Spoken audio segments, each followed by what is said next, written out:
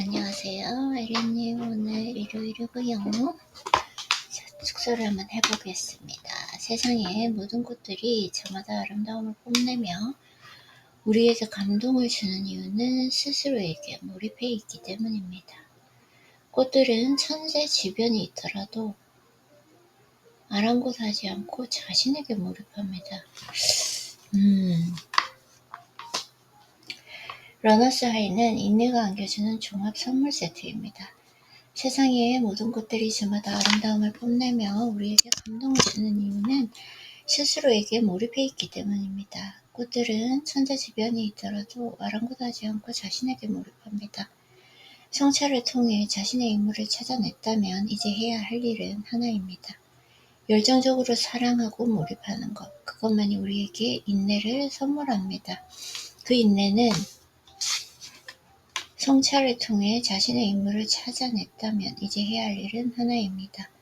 열정적으로 사랑하고 몰입하는 것, 그것만이 우리에게 인내를 선물합니다. 그 인내는 내가 몰입한 인물을 더 깊이 사랑하도록 인도할 것입니다. 기도. 깨어있음이란 내 안에 숨어있는 또 다른 나가 보내는 소리에 귀를 기울이는 행위입니다.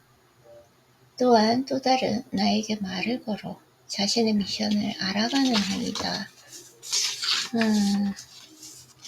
회개란 자신의 심연을 들여다보고 그 안에서 흘러나오는 신의 미세한 소리에 반응하는 영적인 운동이다. 경계와 심연의 장소인 동굴에서 자신의 삶을 바라보기 시작합니다. 그는 아무런 소리도 들리지 않고 아무것도 보이지 않는 동굴에 누워 자신을 관찰했습니다. 나는 누구인가?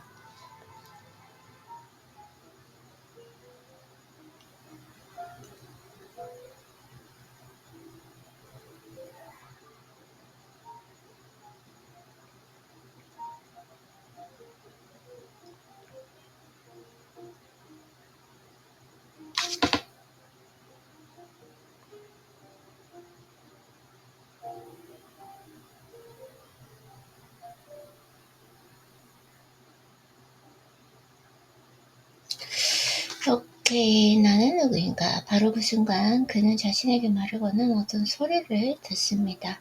인간의 귀로는 들을 수 없을 만큼 작디 작은 소리. 이 소리는 누구나 들을 수 있는 소리가 아니었습니다. 자신에게 완전히 몰입할 때 비로소 들리기 시작하는 내면의 소리였습니다.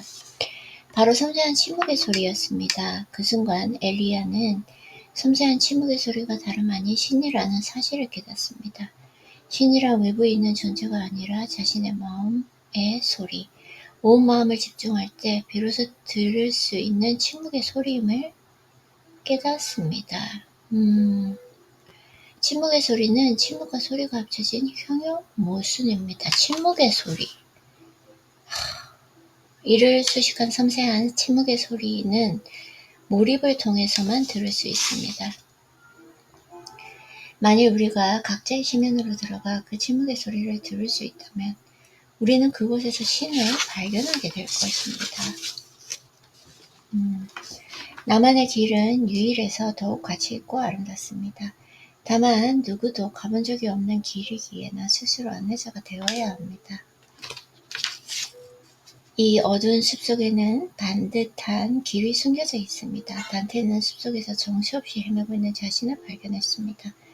그는 생각하고 말하며 행동하는 자신을 제2의 자라는 낯선 자의 눈으로 관조합니다.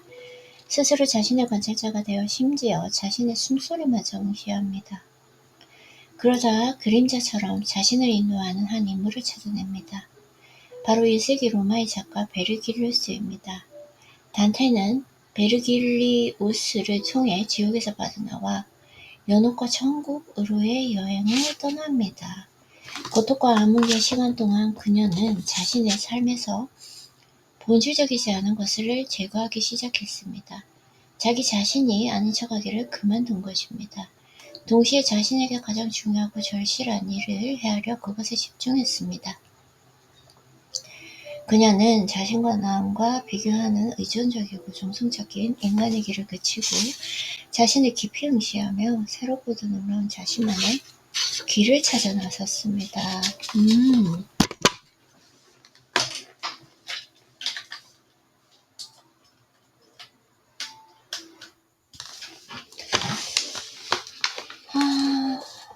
아름다운데요. 고통과 암흑의 시간 동안 그녀는 자신의 삶에서 본질적이지 않은 것들을 제거하기 시작했습니다. 자기 자신이 아닌 척하기를 그만둔 것입니다. 동시에 자신에게 가장 중요하고 절실한 일을 헤아려서 그것에 집중했습니다. 그녀는 자신을 남과 비교하는 의존적이고 정석적인 인간의 길을 그치고 자신을 깊이 응시하며 새롭고도 놀라운 자신만의 길을 찾아 나섰습니다.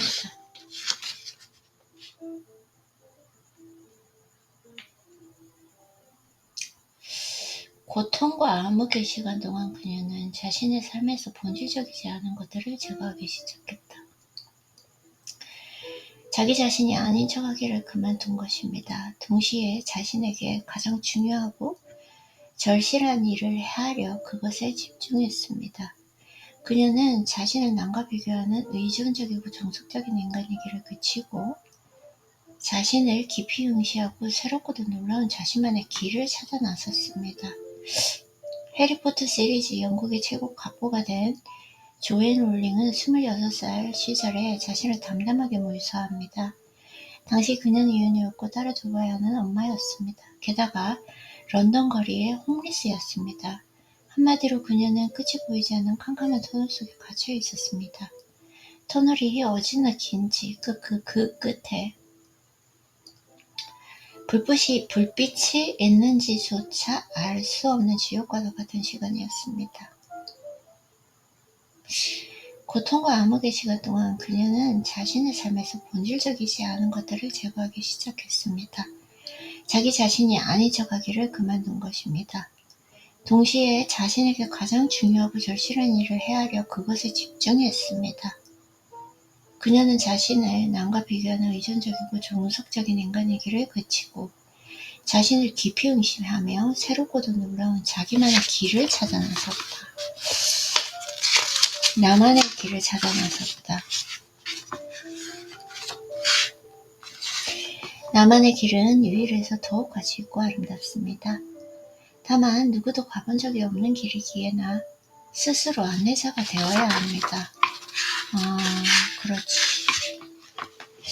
침묵의 소리. 만약 우리가 각자의 심연으로 들어가 그 침묵의 소리를 들을 수 있다면 우리는 그곳에서 신을 발견하게 될 것이다. 함석?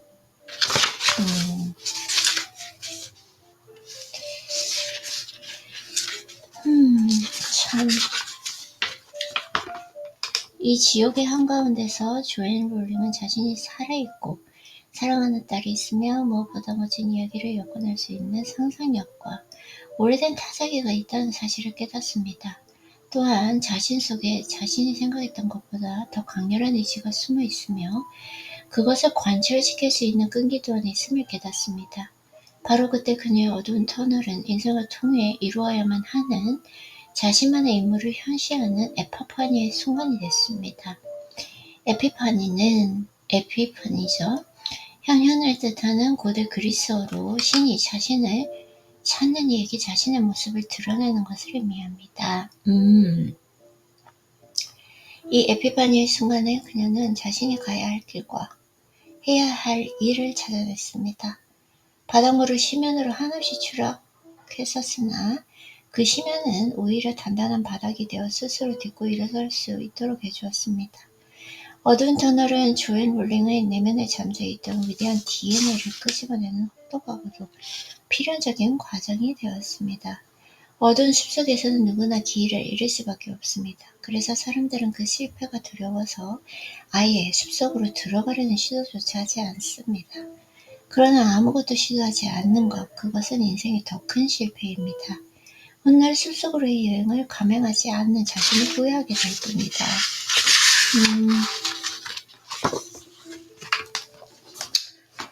네,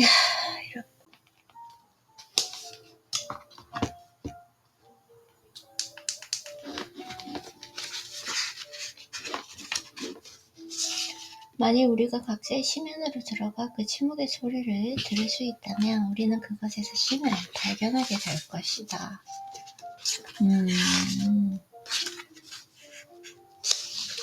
에피파니, 동굴.